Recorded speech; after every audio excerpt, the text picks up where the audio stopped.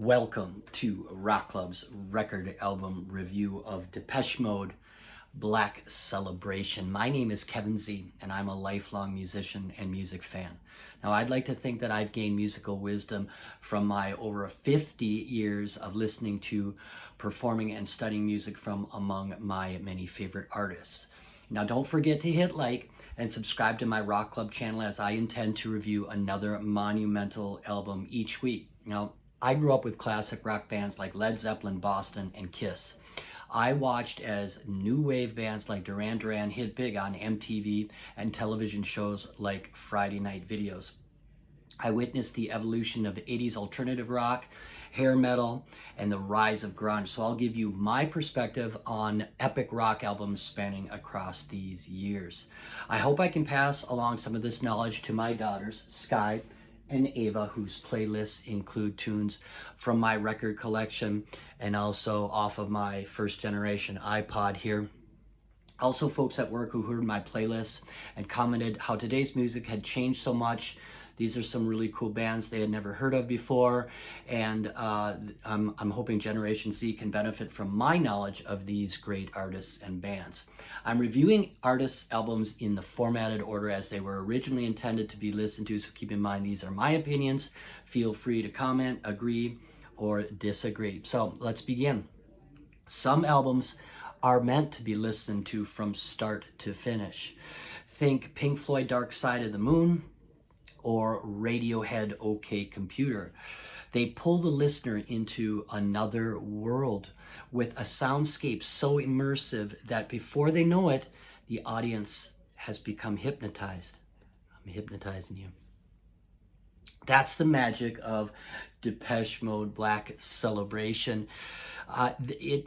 One full listen and you are under Depeche Mode's spell. There's also a romantic goth feel to the album that for a vampire aficionado like me, it's quite delicious. I can vividly remember this album playing in the background in 1986 during one of Chris's many house parties. His single mom rode a Harley and routinely left town for the weekends.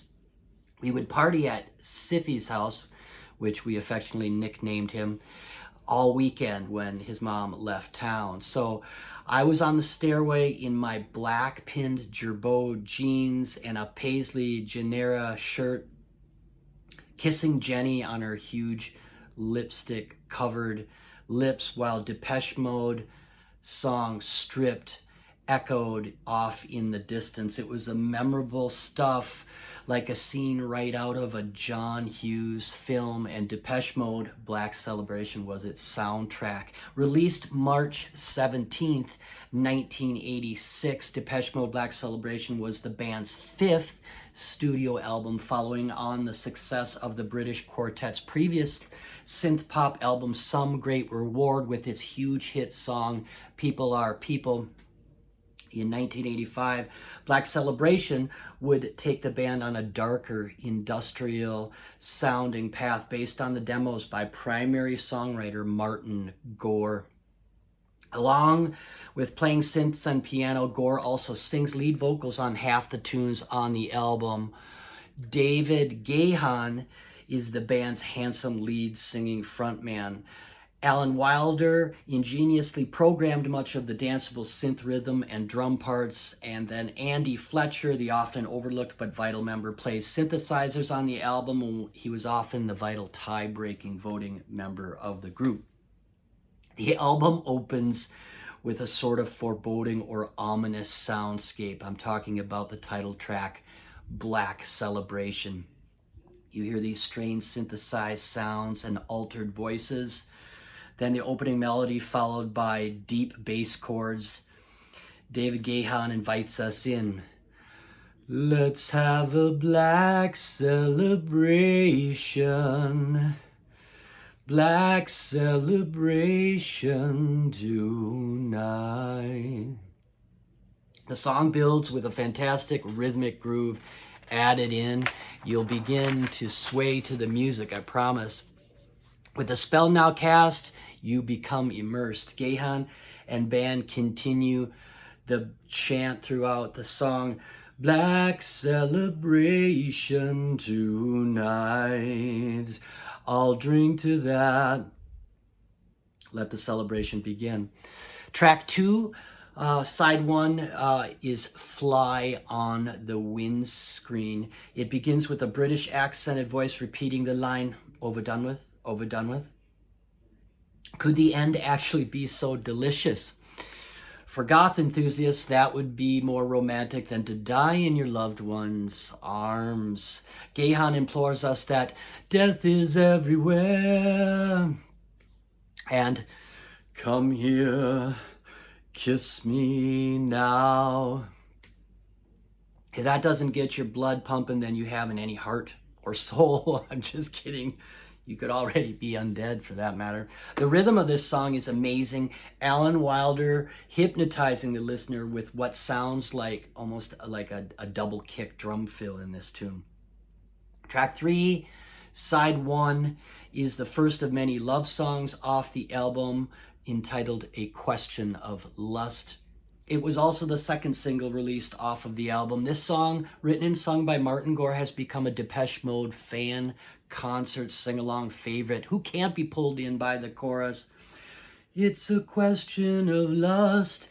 It's a question of trust. It's a question of not letting what we've built up crumble to dust.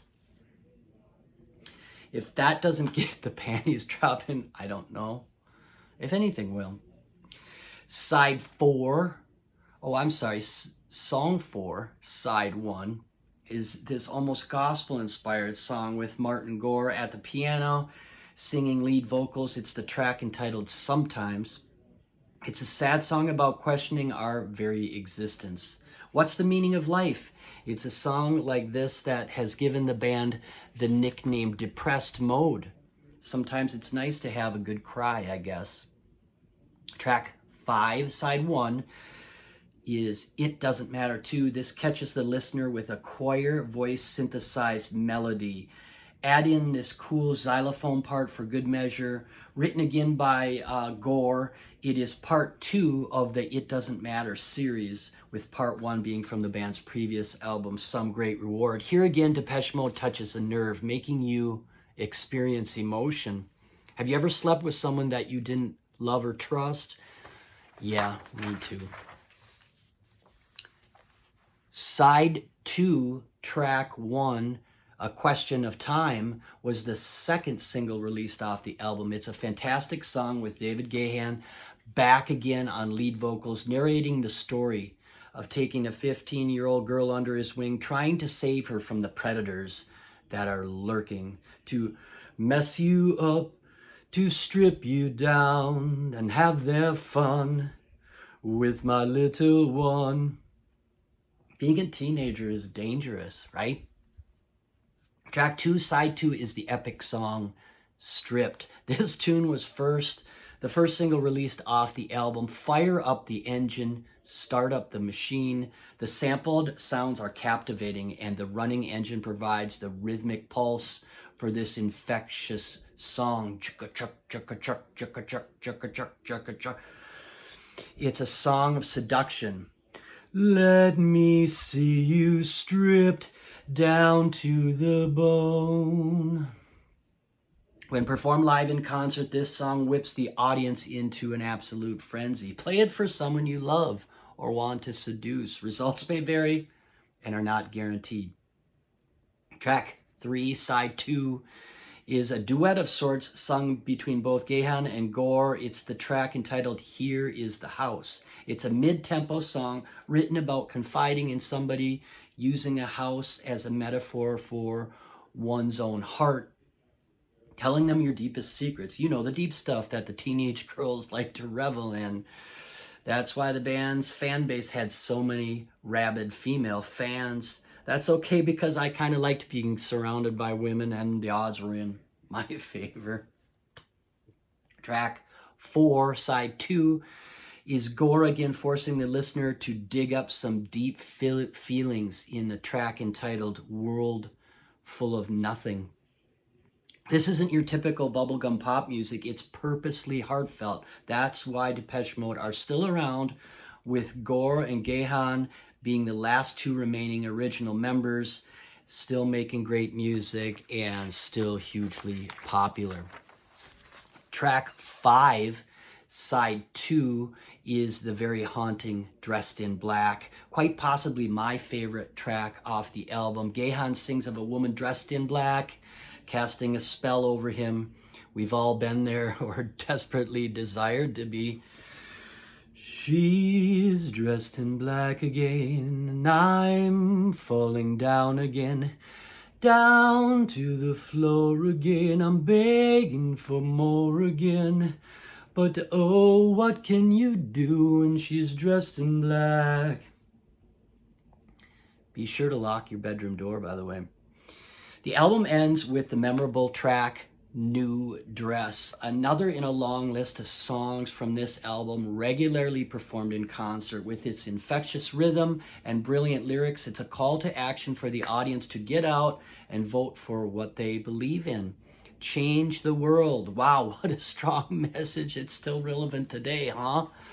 Depeche Mode Black Celebration has sold well over 1 million copies worldwide and is, in my opinion, the band's most complete album, immersing the listener in their goth atmosphere and shutting the outside world off, if only for a brief while. Depeche Mode Black Celebration can be very cathartic. Thanks again for tuning in. Look for more Rokk Club record album reviews in the near future. Peace.